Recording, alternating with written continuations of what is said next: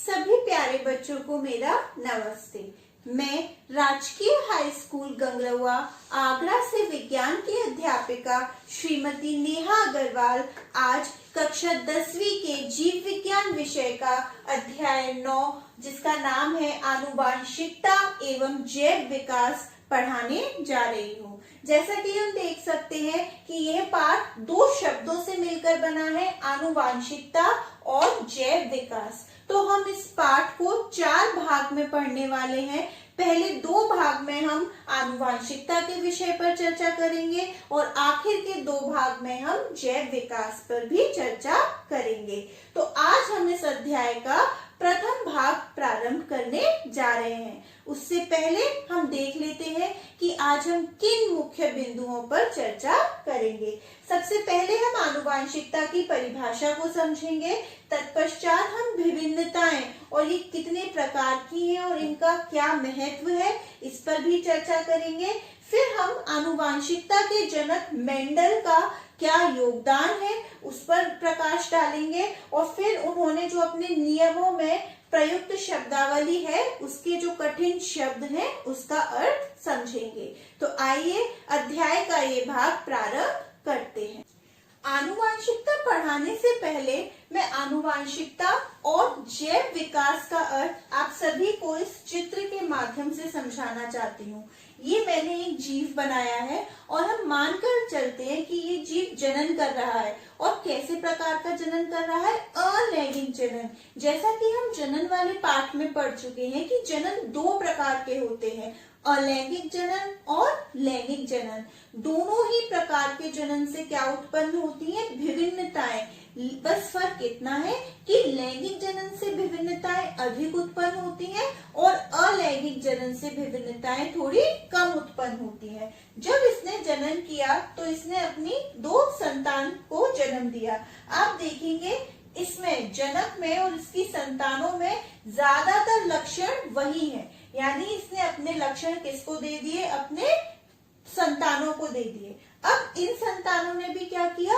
अलैंगिक जनन किया।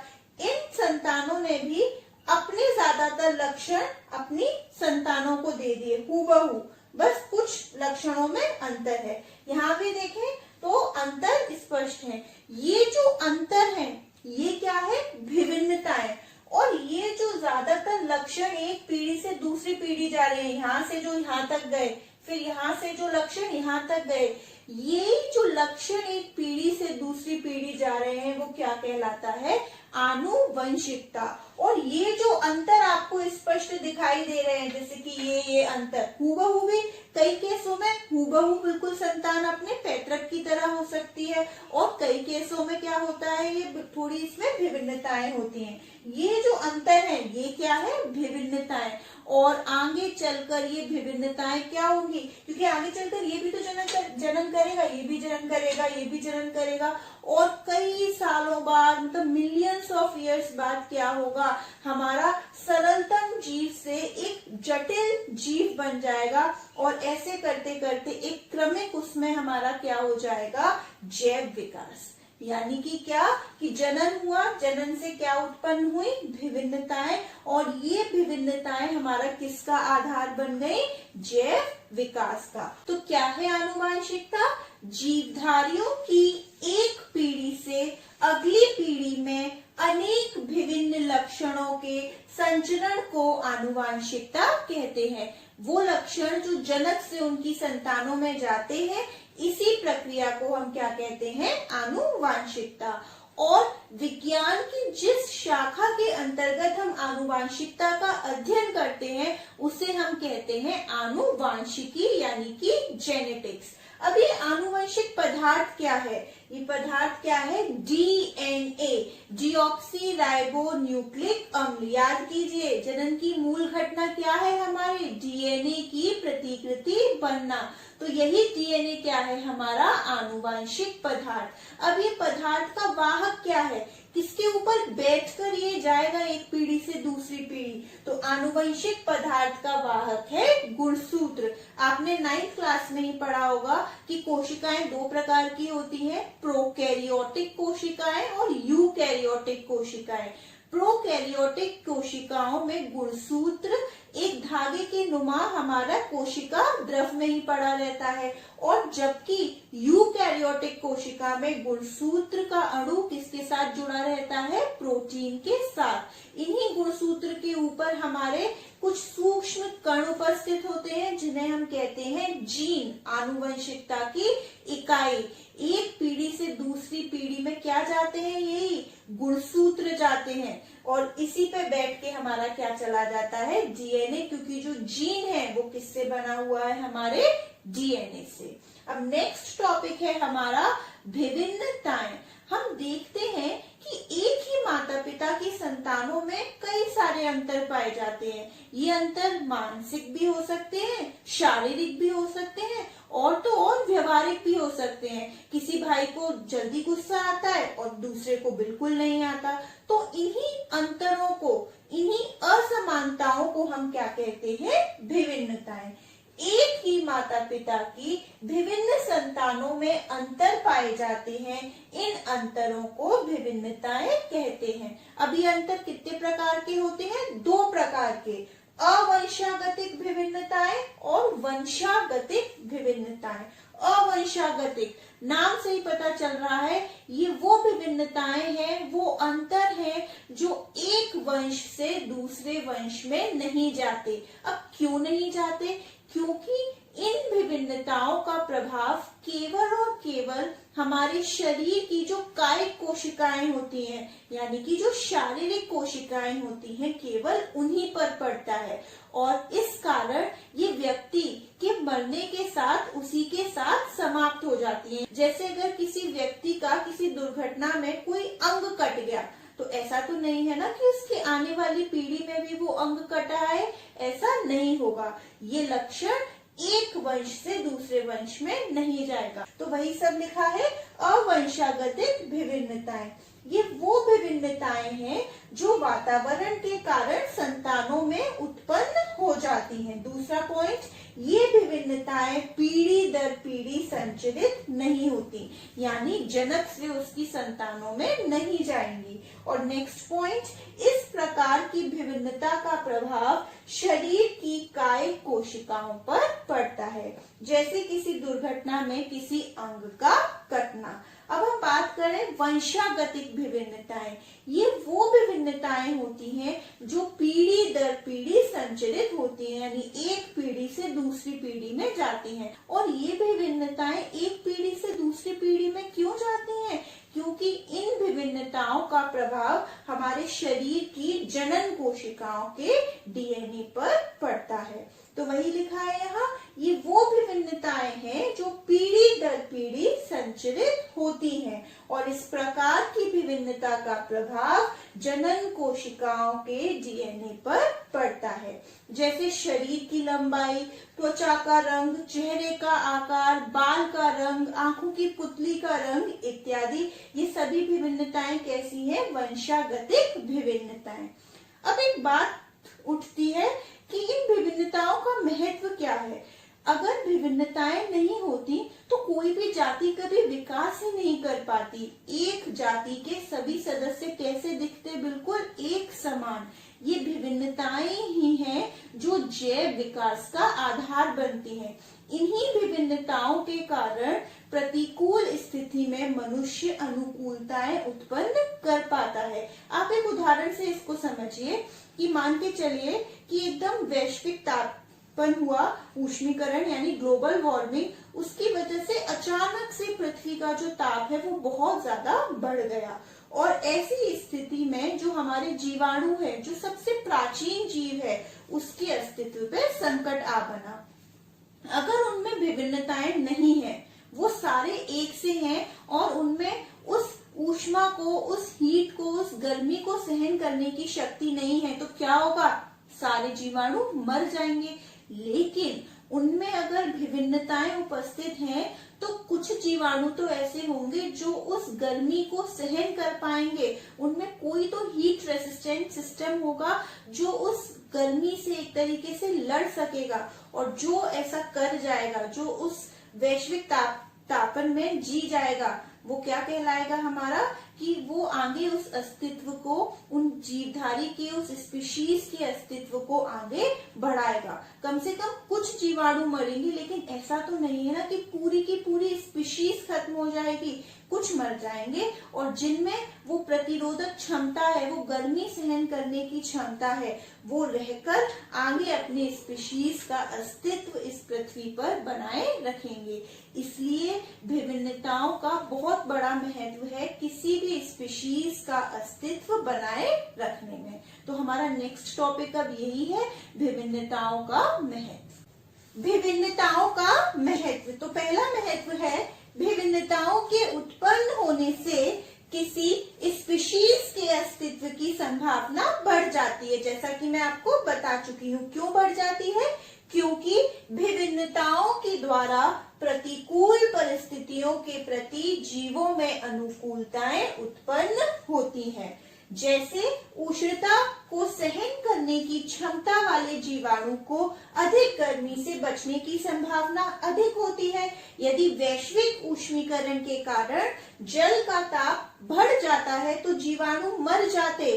केवल ऊष्मा प्रतिरोधी क्षमता वाले ही जीवित रह पाते, जैसा कि हम अपनी प्रीवियस स्लाइड में इसको डिस्कस कर चुके हैं। और ये आपके एनसीईआरटी का भी क्वेश्चन है कि विभिन्नताओं के उत्पन्न होने से किसी स्पीशीज के अस्तित्व की संभावना क्यों बढ़ जाती है। तो वहां ये आप अपना आंसर लिख सकते हैं। अगर हम इसका एक और महत्व देखें तो मैं बता चुकी हूँ वो भी कि विभिन्नताएं जैव विकास का आधार होती हैं।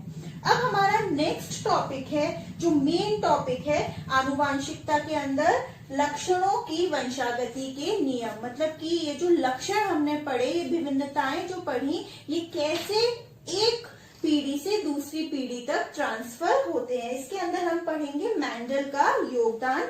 मेंडल, जिनका पूरा नाम है ग्रेगर जॉन मेंडल, इन्हें हम आनुवांशिकता के जनक के नाम से भी जानते हैं। इनके बारे में हम डिटेल में पढ़ें उससे पहले हम इनसे जुड़ी एक शब्दावली पढ़ना चाहेंगे, जहां इन्होंने नियम में इन शब्दों का प्रयुक्त किया है। तो वो नियम पढ़ने से पहले हमें उन शब्द का अर्थ अच्छे से समझ में आना चाहिए। तो हम वही पढ़ रहे हैं, मेंडल के कार्य में प्रयुक्त शब्दावली। सबसे पहला जो इनके बारे में हम एक शब्द पढ़ने जा रहे हैं, जीन या कारक। हम जानते ही हैं वैसे तो कि केंद्रक में, हर कोशिका के केंद्रक में क्या होते हैं, हमारे कुछ धागेनुमा संरचना होती है जिसे हम गुणसूत्र कहते हैं, और गुणसूत्र के ऊपर हमारे क्या होते हैं, मोती जैसे एक तरीके से जीन। एक्चुअली जब मेंडल अपना कार्य कर रहे थे अपना इस फील्ड में, तो उन्हें जीन के बारे में कुछ पता नहीं था। जीन शब्द तब प्रयोग में नहीं आया था, इसलिए उन्होंने अपने लेखों में जीन की जगह दूसरा शब्द प्रयोग किया है, और वो शब्द कौन सा है, कारक, जिसे हम आज मेंडेलियन कारक या जीन के नाम से जानते हैं। मेंडल के अनुसार सजीवों के प्रत्येक लक्षण का नियंत्रण कुछ कारकों द्वारा हो रहा है, और जिन कारकों द्वारा हो रहा है उन्हें ही हम क्या कह रहे हैं, जीन या कारक। और जीन हमारे कैसे कार्य करते हैं, जोड़ों में कार्य करते हैं, पेयर में। Gene work in pairs. Allele या एलीलोमॉर्फ। एलील एक जीन का ऐसा युग्म है जो किसी लक्षण के दो विपर्यायी लक्षणों को क्या करता है, नियंत्रित करता है। वही लिखा है यहाँ, एक गुण के विभिन्न विपर्यायी रूपों को प्रकट करने वाले कारकों यानी जीन को एक दूसरे का एलील कहते हैं। उदाहरण के तौर पे अगर हम बात करें लंबाई क्या है, एक लक्षण है। अब किसी चीज की लंबाई वो बहुत लंबा भी हो सकता है या छोटा बौना भी हो सकता है, तो वही लिखा है लंबापन और बौनापन, ये एक दूसरे के क्या कहलाएंगे, एलील। और हम इस पार्ट में लंबेपन को किससे दिखाएंगे, कैपिटल टी। लंबे शब्द को इंग्लिश में हम क्या कहते हैं, टॉल, तो ये टी वहीं से आया है। और बौनेपन को हम किससे दिखाएंगे, स्मॉल टी से दिखाएंगे। तीसरा हमारा शब्द है जीनोटाइप। अक्सर जीनोटाइप और फिनोटाइप साथ में ही पूछा जाता है, आपको बिल्कुल कंफ्यूज नहीं करना है। जीनोटाइप यानी जीनी संरचना, हम उस युग्मनज को कैसे लिखेंगे, उसकी जो रिप्रेजेंटेशन होगी वो क्या कहलाएगी, जीनोटाइप। और फिनोटाइप, फिजिकल अपीयरेंस, यानी हम उसको प्रत्यक्ष कैसे देख पा रहे हैं। लंबा है तो वो लंबा दिख रहा है और बौना है तो वो बौना। तो वही लिखा है यहाँ जीनोटाइप। जीव की जीनी संरचना को जीनोटाइप कहते हैं। जैसे या तो दोनों कैपिटल टी है, या एक कैपिटल टी एक स्मॉल टी है, या दोनों ही हमारे क्या है, स्मॉल टी। अभी इनका अपीयरेंस कैसा आएगा वो हम बाद में पढ़ेंगे। फिनोटाइप क्या हो गया, जीवधारियों के जो लक्षण प्रत्यक्ष दिखाई देते हैं फिनोटाइप कहलाते हैं, यानी लंबापन और बौनापन। नेक्स्ट हमारा वर्ड है समयुग्मनज। युग्मनज शब्द हम अपने जनन वाले पाठ में पढ़ चुके हैं। युग्मनज क्या है, युग्मकों के मिलने से जो हमारा बनता है वो क्या है, युग्मनज, जिसे हम और किस नाम से जानते हैं, जाइगोट। और युग्मक, एक नर का युग्मक इसमें सम्मिलित होता है और एक मादा का, और दोनों के मिलन से क्या बनता है, युग्मनज। तो सम यानी समान, जब दोनों जीन, दोनों कारक एक समान है, यानी या तो दोनों कैपिटल टी है या दोनों स्मॉल टी है, तो ऐसे युग्मनज को हम कहते हैं समयुग्मनज। जब युग्मनज में किसी लक्षण के दोनों कारक एक जैसे हों तो ऐसे युग्मनज को समयुग्मनज कहते हैं। जैसे कि हम हमेशा वो लंबेपन को ही लेके चल रहे हैं, तो लक्षण लंबापन, तो दोनों कारक यानी कैपिटल टी है या फिर दोनों ही स्मॉल टी है। विषम युग्मनज यानी अलग, जब युग्मनज के दोनों कारक एक दूसरे से भिन्न है, अलग है, तो ऐसे युग्मनज को हम क्या कहेंगे, विषम युग्मनज। जब युग्मनज में किसी लक्षण के दोनों कारक एक दूसरे से भिन्न रूप के हों तो ऐसे युग्मनज को विषम युग्मनज कहते हैं। जैसे एक तो कैपिटल टी है और एक स्मॉल टी। समयुग्मनज को हम शुद्ध जाति भी कहते हैं और विषम युग्मनज को हम संकर जाति भी कहते हैं। लक्षण, लक्षण हमारे दो प्रकार के होते हैं, प्रभावी लक्षण और अप्रभावी लक्षण।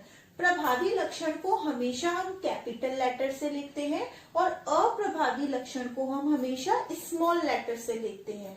प्रभावी लक्षण हमें दोनों अवस्था यानी समयुग्मजी वाला और विषम युग्मजी वाला, दोनों अवस्थाओं में ये खुद को प्रकट कर पाता है।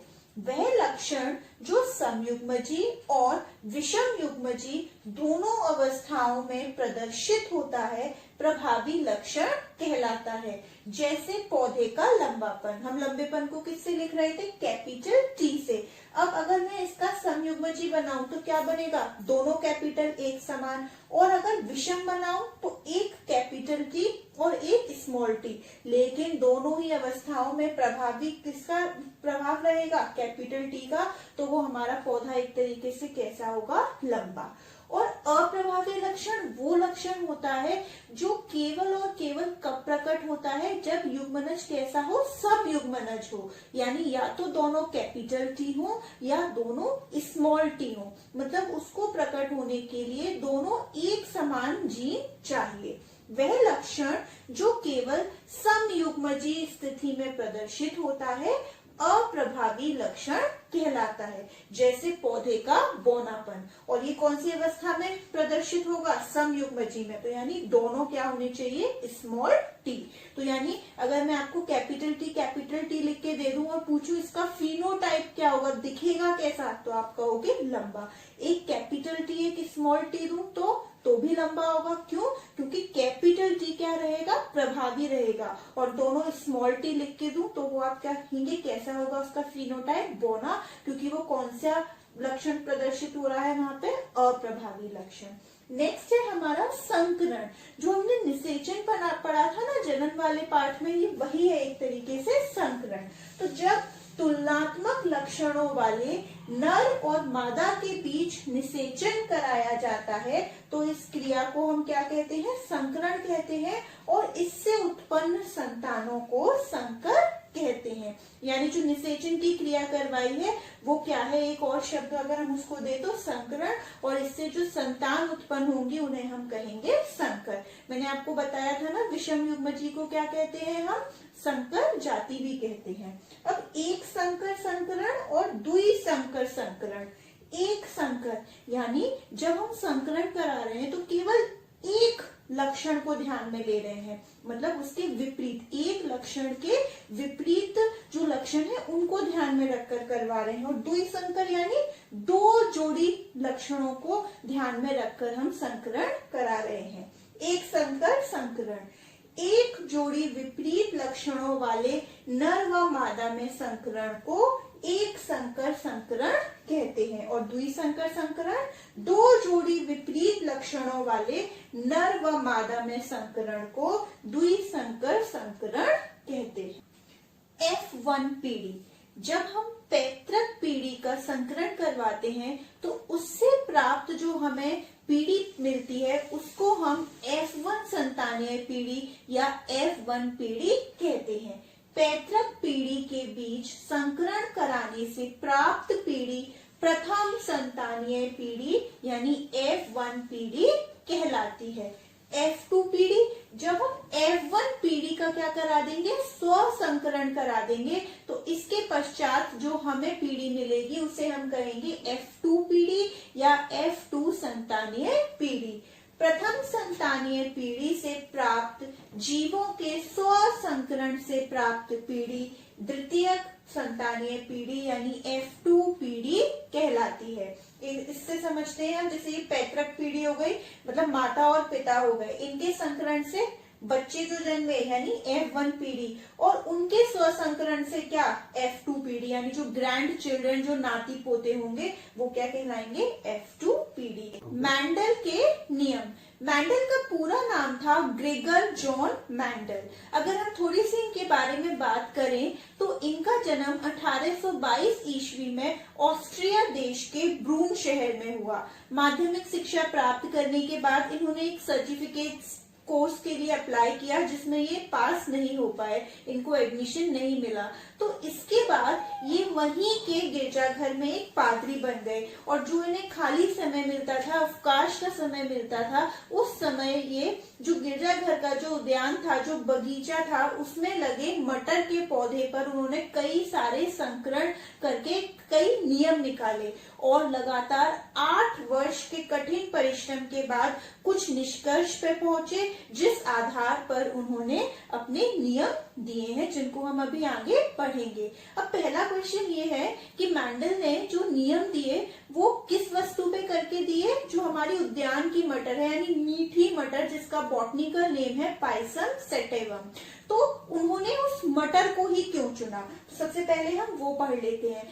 उस चुनाव के पीछे का कारण ये था कि मटर के जो पुष्प होते हैं उसमें नर और मादा जनांग दोनों ही उपस्थित होते हैं। इसका मतलब स्वपरागण हम करा सकते हैं और उससे जो शुद्ध लक्षण है वो अनेक पीढ़ियों तक बने रहेंगे। पहला कारण ये। दूसरा कारण ये था कि मटर के पौधे में बहुत सारे विपरीत लक्षण होते हैं जो काफी अच्छी तरीके से हम देख सकते हैं। और एक लक्षण हम ये भी कह सकते हैं कि जो ये पौधा है मटर का वो एक वार्षिक पौधा है यानी अपना जो जीवन चक्र है बहुत कम समय में पूरा कर लेता है, जिसके कारण हम अनेक पीढ़ियों तक इसका अध्ययन कर सकते हैं। तो वही लिखा है, मैंडल ने अपने प्रयोगों के लिए उद्यान मटर जिसका बॉटनिकल नेम है पाइसम सेटाइवम, आपने क्लास 9th में बॉटनिकल नेम लिखना सीखा होगा। इसका जो ये नाम है ये क्या बताता है, जीनस, और ये क्या बताता है, स्पीशीज। और जीनस का पहला अक्षर हमेशा कैपिटल से लिखते हैं और स्पीशीज का पहला अक्षर हमेशा स्मॉल लेटर से। को चुना क्योंकि पहला कारण, मटर के पौधों में बहुत से ऐसे लक्षण मिलते हैं जो एक दूसरे के विपरीत है। अभी हम बात करेंगे, मैंडल ने 7 लक्षण, ऐसे 7 विपरीत लक्षणों का अध्ययन किया, उसी पर अपने प्रयोगों को किया। दूसरा, इसके पुष्पों में नर तथा मादा जनांग एक ही पुष्प में होते हैं। और तीसरा, यह पौधा कुछ महीनों में अपना जीवन काल पूरा कर लेता है। जिस तरीके से मटर के चुनाव के पीछे के भी कुछ कारण थे, ठीक उसी प्रकार से मैंडल की सफलता के पीछे भी कुछ कारण थे। सबसे बड़ा कारण ये था कि मैंडल को गणित विषय का बहुत अच्छा ज्ञान था, जिसकी वजह से वो जो परिणाम निकले उनका आकलन काफी अच्छे से कर सके। एक कारण ये भी था कि उन्होंने संकरण के लिए सदैव स्वस्थ पौधे को ही चुना और ऐसे पौधों को चुना जो आनुवांशिक रूप से कैसे थे, शुद्ध थे। और तो और उन्होंने एक समय में केवल एक लक्षण की वंशागति का ही अध्ययन किया।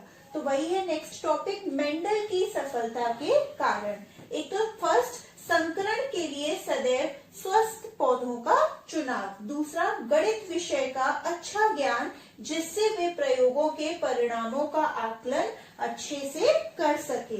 और तीसरा पॉइंट, प्रयोगों का कई पीढ़ियों तक अध्ययन करना। F1 पीढ़ी के बाद F2 और उसके बाद भी F3 पीढ़ियों तक उन्होंने लक्षणों का अध्ययन किया। अब हम पढ़ने जा रहे हैं मेंडल के मटर पर प्रयोग। जैसा कि मैंने आपको बताया था, जस्ट इंट्रोडक्शन दिया था कि मेंडल ने मटर के 7 लक्षणों पर अध्ययन किया था। तो वो कौन से लक्षण थे वो हम देख लेते हैं।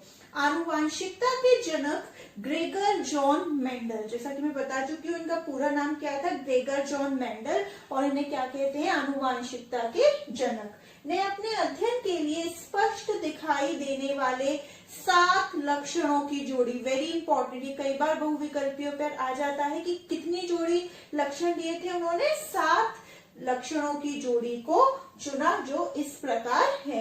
हम इन लक्षणों में जानेंगे कौन सा प्रभावी है और कौन सा अप्रभावी।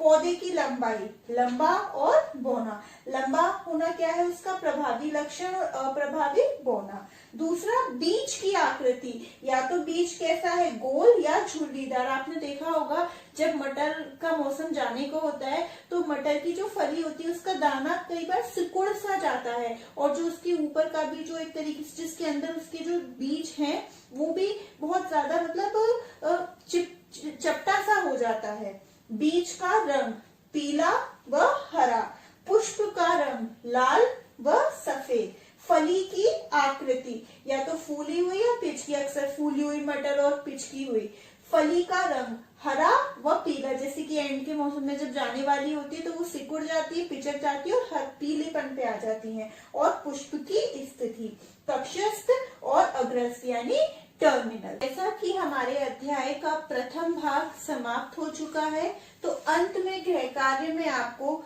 निम्न प्रश्नों के उत्तर हल करने हैं। पहला प्रश्न, विभिन्नताओं के उत्पन्न होने से किसी स्पीशीज का अस्तित्व किस प्रकार बढ़ जाता है। दूसरा, मेंडल ने आनुवंशिकता का प्रयोग किस पौधे पर किया था।